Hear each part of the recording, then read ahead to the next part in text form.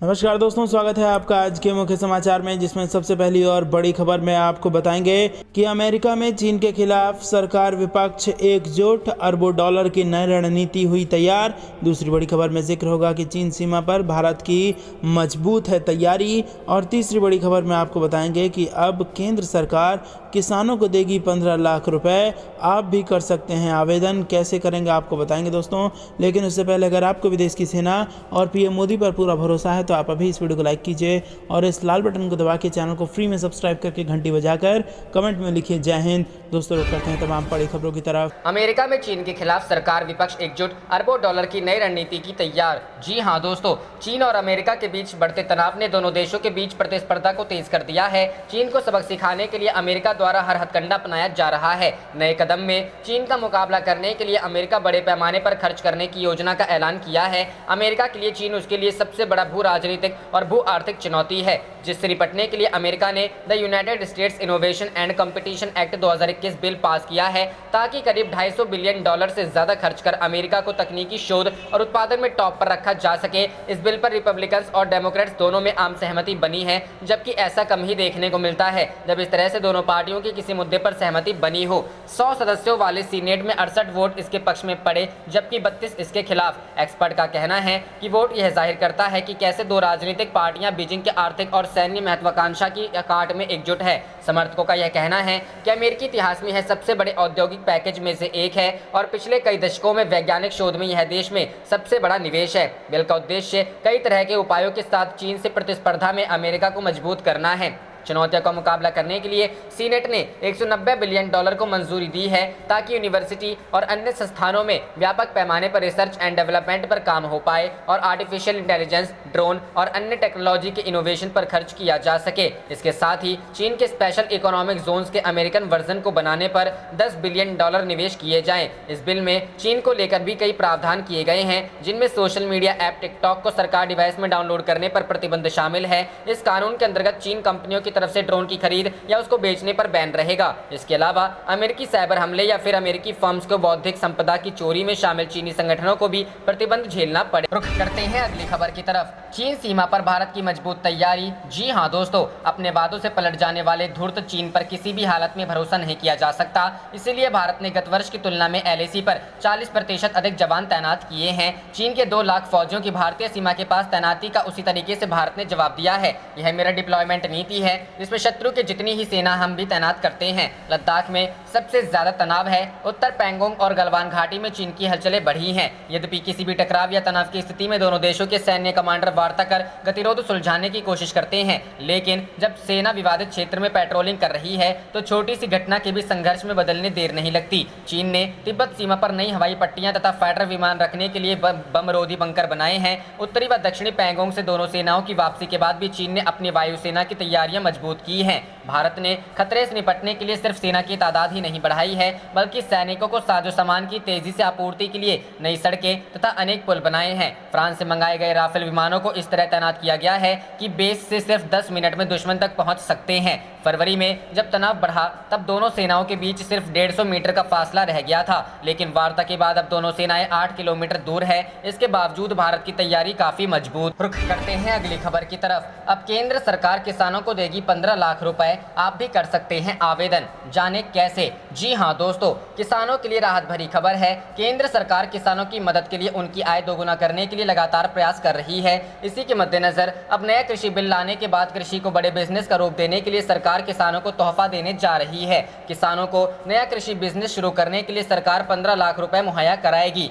जाने कैसे मिलेंगे 15 लाख रुपए। सरकार ने पीएम किसान FPO स्कीम की शुरुआत की है। इस योजना के तहत फार्मर्स प्रोड्यूसर ऑर्गेनाइजेशन को 15 लाख रुपए दिए जाएंगे। इस स्कीम का लाभ लेने के लिए 11 किसानों को मिलकर एक ऑर्गेनाइजेशन या कंपनी बनानी होगी। इससे किसानों को कृषि से संबंधित उपकरण या फर्टिलाइजर्स, बीज या दवाएं खरीदने में भी काफी आसानी होगी। जाने कैसे करें अप्लाई। पीएम किसान एफपीओ योजना का लाभ पाने के लिए किसानों को फिलहाल के लिए इंतजार करना होगा। ऐसा इसलिए क्योंकि अभी सरकार ने इस योजना के लिए रजिस्ट्रेशन प्रक्रिया की शुरुआत नहीं की है। जल्द ही इसके लिए रजिस्ट्रेशन शुरू कर खोल दी जाएगी, जहां आप आवेदन कर सकते हैं। मीडिया रिपोर्ट के मुताबिक सरकार इसके लिए जल्द ही नोटिफिकेशन जारी करेगी। रुख करते हैं अगली खबर की तरफ। परमाणु क्षमता बढ़ाकर अमेरिका को टक्कर देगा चीन, 100 मिसाइल ठिकाने बना रहा है ड्रैगन। जी हाँ दोस्तों, सुपर पावर अमेरिका को टक्कर देने के लिए चीन एड़ी चोटी का जोर लगा रहा है। अमेरिका की बराबरी करने का ख्वाब पाले बैठा चीन अपने परमाणु ताकत से लगातार इजाफा कर रहा है। रिपोर्ट की माने तो चीन देश के पश्चिमी भाग में स्थित एक रेगिस्तानी इलाके में 100 से अधिक नए मिसाइल साइलो यानी ठिकानों, साइलो एक तरह से अंडरग्राउंड चैम्बर होता है जहां मिसाइल को फायरिंग के लिए हमेशा तैयार रखा जाता है, का निर्माण कर रहा है। विशेषज्ञों का कहना है कि इसके जरिए चीन अपनी परमाणु क्षमताओं का विस्तार करने की योजनाओं पर आगे बढ़ रहा है। वॉशिंगटन पोस्ट के अनुसार कैलिफोर्निया में James Martin centre for non proliferation studies के शोधकर्ताओं द्वारा प्राप्त सैटेलाइट तस्वीरों से पता चला है कि चीन के गांसू प्रांत में सैकड़ों वर्ग मील फैले रेगिस्तान में कई साइटों पर साइलो बनाने का काम चल रहा है। शोधकर्ताओं को 119 ऐसे कंस्ट्रक्शन स्थलों की जानकारी मिली है जहां चीन अपनी बैलिस्टिक मिसाइलों को लॉन्च करने के लिए नई सुविधाओं को बना रहा है। रिपोर्ट की माने तो अगर 100 से अधिक नए मिसाइल साइलो का निर्माण पूरा हो जाता है तो यह चीन के लिए एक ऐतिहासिक बदलाव का प्रतिनिधित्व करेगा और इससे चीन की परमाणु क्षमता में बड़ा इजाफा हो जाएगा। माना जाता है कि चीन के पास 250 से 350 परमाणु हथियारों का जखीरा है। हालांकि चीन के पास कितनी मिसाइलें हैं इसकी वास्तविक संख्या की जानकारी नहीं है, मगर इसकी संख्या बहुत ज्यादा नहीं होगी। चीन पहले भी डिकॉय साइलो की तैनाती कर चुका है। शोधकर्ता जेफरी लुइस के मुताबिक अगर चीन में अन्य जगहों पर निर्माणाधीन साइलो की संख्या को जोड़ा जाए तो यह आंकड़ा 145 साइलो तक पहुंचता है। उन्होंने कहा कि हमारा मानना है कि चीन डेटरेंट को मेनेंट रखने के हिस्से के रूप में अपने परमाणु बलों का विस्तार कर रहा है ताकि वह पर्याप्त संख्या में मिसाइल रखे और अमेरिकी हमले से बच सके। रिपोर्ट की माने तो चीन में इन साइलो का निर्माण स्थल दूसरे से करीब 2 मील की दूरी पर है और कई साइटों को एक बड़े गुंबद जैसे कवर से छुपाया जाता है। चीन के निर्माण अमेरिकी हमले का जवाब देने के लिए है। रुख करते हैं अगली खबर की तरफ। भारत का कड़ा रुख कर गया काम, यूरोपीय संघ के 9 देशों में कोविशील्ड लगवाने वाले लोग कर पाएंगे यात्रा। जी हां दोस्तों, यूरोपीय संघ के 9 देशों ने भारत में बनी कोविशील्ड वैक्सीन को मान्यता दे दी है और एस्टोनिया ने कोवैक्सीन सहित सभी भारतीय टीकों को मान्यता देने का ऐलान किया है। इन यूरोपीय देशों ने यह कदम भारत की ओर से जाहिर की गई नाराजगी के बाद उठाया है। भारत ने बुधवार को यूरोपीय संघ के सदस्य देशों से कोविड के भारतीय टीकों और कोविन प्रमाण पत्र को मान्यता देने का आग्रह करते हुए कहा था कि ऐसा होने पर ही भारत में यूरोपीय संघ के डिजिटल कोविड प्रमाण पत्र को कोविड प्रोटोकॉल से छूट दी जाएगी। सूत्रों ने बताया कि अभी तक ऑस्ट्रिया, जर्मनी, स्लोवेनिया, आइसलैंड, यूनान, आयरलैंड और स्पेन ने ईयू डिजिटल कोविड प्रमाण पत्र में कोविशील्ड को शामिल कर लिया है। स्विट्जरलैंड ने भी शेंजेन समूह का देश होने के नाते कोविशील्ड को मान्यता दे दी है। इस बीच एस्टोनिया ने पुष्टि की है कि वह भारत सरकार द्वारा अधिकृत सभी टीकों को मान्यता देगा और टीका लगाकर आने वाले भारतीय नागरिकों को यात्रा की अनुमति देगा। बुधवार की देर शाम भारत ने 1 जुलाई से प्रभावी ईयू डिजिटल कोविड प्रमाण पत्र फ्रेमवर्क में भारतीय टीकों को शामिल नहीं किए जाने पर नाराजगी व्यक्त की थी। यूरोपीय संघ ने इस फ्रेमवर्क के तहत यूरोपीय मेडिकल एजेंसी द्वारा अधिकृत टीके लगवाने वाले लोगों को यूरोपीय संघ के दायरे में यात्रा प्रतिबंधों से छूट देने और मुक्त आवाजाही सुलभ करने का ऐलान किया था। भारत ने समूह के 27 सदस्य राष्ट्रों से कहा था कि कोविशील्ड तथा कोवैक्सीन के टीके लगवा चुके भारतीयों को यूरोप की यात्रा करने की अनुमति देने पर वे अलग अलग विचार करें। उन्होंने कहा कि भारत ने ईयू के सदस्य देशों से अनुरोध किया है कि कोविन पोर्टल के माध्यम से जारी टीकाकरण प्रमाण पत्र को स्वीकार किया जाए। यूरोपीय संघ के डिजिटल कोविड प्रमाण पत्र रूपरेखा गुरुवार से प्रभावी में आएगी, जिसके तहत कोविड-19 महामारी के दौरान स्वतंत्र आवाजाही की अनुमति होगी। इस रूपरेखा के तहत उन लोगों को ईयू के अंदर यात्रा पाबंदियों से छूट होगी जिन्होंने यूरोपीय चिकित्सा एजेंसी द्वारा अधिकृत टीके लगवाए हैं। अलग अलग सदस्य राष्ट्रों को उन टीकों को स्वीकार करने की स्वतंत्रता है जिन्हें राष्ट्रीय स्तर पर या विश्व स्वास्थ्य संगठन द्वारा अधिकृत किया गया है। विदेश मंत्री एस जयशंकर ने मंगलवार को यूरोपीय संघ के उच्च प्रतिनिधि जो फोंटेलेस के साथ बैठक के दौरान कोविशील्ड को ईयू के डिजिटल कोविड प्रमाण पत्र योजना में शामिल करने का मुद्दा उठाया था। इटली में G20 की शिखर वार्ता से इतर यह बैठक हुई थी। रुख करते हैं अगली खबर की तरफ। चीन के सामने सीना तान कर खड़ा नया भारत, शी जिनपिंग सेना की उड़ी नींद। जी हां दोस्तों, 4 महीने बाद भी बॉर्डर पर जिनपिंग की सेना चालबाजी से बाज नहीं आ रही है। सभी समझौतों को दरकिनार करके ड्रैगन ने सैन्य अभ्यास शुरू कर दिया। वादा खिलाफी देखकर भारत का गुस्सा 7वें आसमान पर चला गया। लिहाजा जब भारत ने सीमा पर गतिविधि बढ़ाई तो चीन और पाकिस्तान दोनों ही मुल्कों में खौफ हाई हो चुका है। भारत ने लद्दाख से लेकर अरुणाचल प्रदेश तक बड़ी संख्या में भारतीय जवानों की तैनाती पर बढ़ा दी है। चीन के खिलाफ आक्रामक रुख अपनाते हुए भारतीय सेना ने मिरर डिप्लॉयमेंट की नीति अपनाई है। मिरर डिप्लॉयमेंट से तात्पर्य दुश्मन के बराबर सेना की तैनाती करना है। सीमा पर भारत की ताकत देखकर चीन परेशान हो गया है। राजनाथ सिंह के लद्दाख दौरे से जिनपिंग की सेना डर गई है। ग्लोबल टाइम्स ने कहा कि राजनाथ सिंह के लद्दाख दौरे से भारत चीन के रिश्ते खराब होंगे। चीन ने कहा कि हमसे टकराओगे तो तबाह हो जाओगे। रुख करते हैं अगली खबर की तरफ। पाक को ड्रोन दे पर्दे के पीछे से चाल चल रहा चीन, जाने किस मकसद से भारत को टेंशन दे रहा ड्रैगन। जी हां दोस्तों, चीन की मदद से अत्याधुनिक तकनीक से लैस ड्रोन हासिल कर रहा पाकिस्तान प्रॉक्सी वॉर में एक नई चुनौती बन रहा है।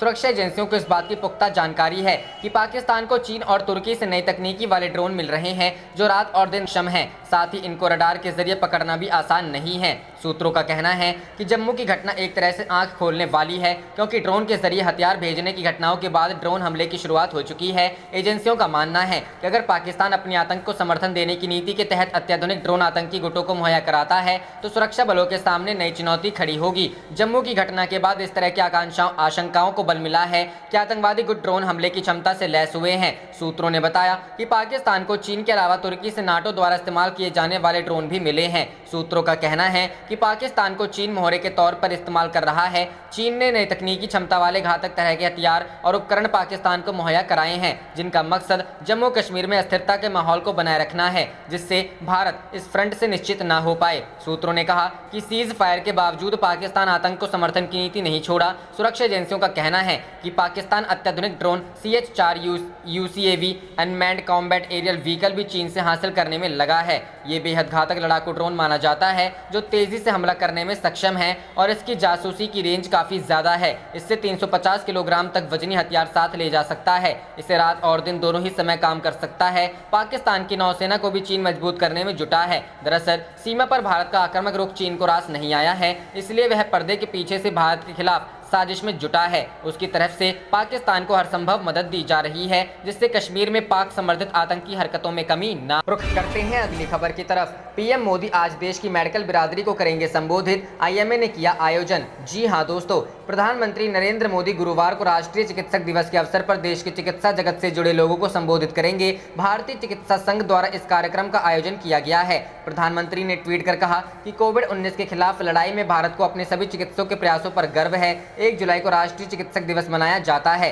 कल 3 बजे भारतीय चिकित्सा संघ द्वारा आयोजित एक कार्यक्रम में चिकित्सक समुदाय को संबोधित करूंगा। हर साल 1 जुलाई को देश भर में राष्ट्रीय चिकित्सक दिवस मनाया जाता है। इसी दिन देश के महान चिकित्सक और पश्चिम बंगाल के दूसरे मुख्यमंत्री डॉक्टर बिधान चंद्र रॉय का जन्मदिन और पुण्यतिथि होती है। यह दिन उन्हीं की याद में मनाया जाता है। चिकित्सक समुदाय ने कोविड-19 महामारी से लड़ाई में अहम भूमिका निभाई है और इस समय भी डॉक्टर अपनी जान की परवाह किए बगैर देश सेवा में लगे हुए हैं। प्रधानमंत्री अक्सर अपने संबोधनों में इसके लिए चिकित्सकों और अग्रिम मोर्चे पर काम करने वाले अन्य लोगों की सराहना करते रहे हैं। डॉक्टर्स डे प्रख्यात डॉक्टर और पश्चिम बंगाल के पूर्व मुख्यमंत्री बिधान चंद्र रॉय के सम्मान में मनाया जाता है, जिनका जन्म और मौत वर्षगांठ 1 ही जुलाई को हुई थी। भारत सरकार ने 1991 में BC रॉय के योगदान को मान्यता देने के लिए डॉक्टर्स डे की स्थापना की थी। उन्होंने मेडिकल काउंसिल ऑफ इंडिया और इंडियन मेडिकल एसोसिएशन की स्थापना में महत्वपूर्ण भूमिका निभाई। यह दिन इस राष्ट्र की प्रगति में डॉक्टरों की भूमिका को स्वीकार करने के लिए मनाया जाता है। रुख करते हैं अगली खबर की तरफ। भारत की यूरोपीय संघ को 2 टूक, कोविशील्ड कोवैक्सीन को स्वीकारें। जी हां दोस्तों, भारत ने यूरोपीय संघ के सदस्य देशों से कोविशील्ड और कोवैक्सीन को ग्रीन पास स्कीम में शामिल करने को कहा है। सरकार ने EU से 2 टूक कह दिया है कि इन दोनों वैक्सीन को एक्सेप्ट करें या फिर EU के नागरिकों के भारत पहुंचने पर उनके लिए क्वारंटीन अनिवार्य किया जाएगा। यूरोपीय संघ ने अपनी ग्रीन पास योजना के तहत यात्रा पाबंदियों में ढील दी है।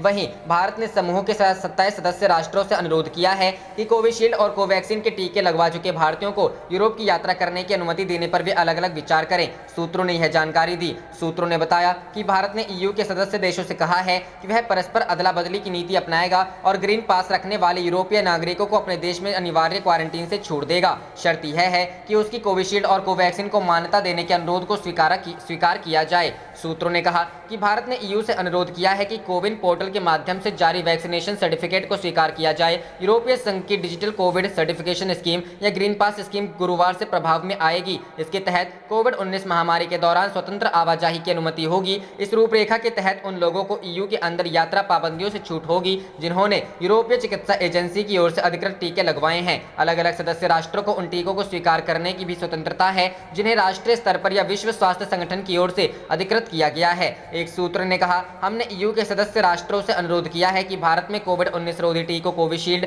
और कोवैक्सीन की खुराक ले चुके लोगों को इसी तरह छूट देने पर वे अलग अलग विचार करें। साथ ही कोविन पोर्टल के माध्यम से जारी वैक्सीनेशन सर्टिफिकेट को रुख करते हैं अगली खबर की तरफ। 12+ बच्चों के लिए वैक्सीन तैयार, ज़ायडस कैडिला ने आपात इस्तेमाल के लिए मांगी मंजूरी। जी हां दोस्तों, मशहूर फार्मास्यूटिकल कंपनी ज़ायडस कैडिला ने अपनी ज़ायकोव-डी वैक्सीन के लॉन्च के लिए गुरुवार को आपातकालीन उपयोग प्राधिकरण से मंजूरी मांगी है। सूत्रों ने बताया कि कंपनी ने drugs controller general of India का आवेदन दिया है जिसमें 12 साल और उससे अधिक उम्र के बच्चों के लिए आपातकालीन इस्तेमाल की मंजूरी मांगी गई है। कंपनी ने दावा किया है कि टीके ने तीसरे चरण का परीक्षण पूरा कर लिया है। ज़ायकोव-डी एक डीएनए कोविड वैक्सीन है जो वायरस के उस हिस्से के आनुवंशिक कोड को वहन करता है जो शरीर की प्रतिरक्षा प्रणाली को ट्रिगर करता है। यह इस तरह के प्राधिकरण के लिए आवेदन करने वाला दूसरा स्वदेशी कोविड-19 वैक्सीन होगा और साथ ही कोरोना वायरस के खिलाफ दुनिया का पहला डीएनए वैक्सीन होगा। इससे पहले एक सरकारी सूत्र ने कहा था, ज़ायडस कैडिला ने सरकार से कहा है कि वह अगले 7-8 दिनों में ज़ायकोव-डी वैक्सीन के लिए आपातकालीन उपयोग प्राधिकरण के लिए आवेदन कर सकती है। इससे पहले 18 जुलाई को नीति आयोग के सदस्य डॉक्टर वी.के. पॉल ने एएनआई को बताया था कि ज़ायडस कैडिला ने अपने तीसरे चरण के अध्ययन के लिए 28,000 से अधिक स्वयंसेवकों को नामांकित किया है। भारत ने कोविड-19 के खिलाफ अब तक 3 टीकों को मंजूरी दी है। कोवैक्सीन, कोविशील्ड और रूसी स्पुतनिक वी। कोविशील्ड को एस्ट्राजेनेका और ऑक्सफोर्ड यूनिवर्सिटी द्वारा विकसित किया गया है। ज़ायकोव-डी भारत बायोटेक्स कोवैक्सीन के बाद दूसरा स्वदेशी टीका है जो 3 खुराक वाला टीका है जिसे 0 दिन, 28 दिन और 56वें दिन दिया जाना है। कंपनी ने कहा है कि वह 2 डोज वाली वैक्सीन पर भी काम कर रही है। वैक्सीन कैंडिडेट के स्टेबिलिटी डेटा से पता चला है कि ज़ायकोव-डी को लंबे समय तक उपयोग के लिए 2 से 8 डिग्री सेल्सियस और अल्पावधि के लिए 25 डिग्री सेल्सियस पर स्टोर किया जा सकता। रुख करते हैं अगली खबर की तरफ। ड्रोन सड़क पर नहीं बनते, पाकिस्तान समर्थित आतंकी संगठनों का हाथ होने का संकेत। जी हां दोस्तों, सेना के शीर्ष अधिकारी ने जम्मू एयरबेस स्टेशन पर हुए हमले में स्पष्ट तौर पर संकेत दिया है कि ये पड़ोसी देश की सरकार द्वारा प्रायोजित साजिश का हिस्सा है।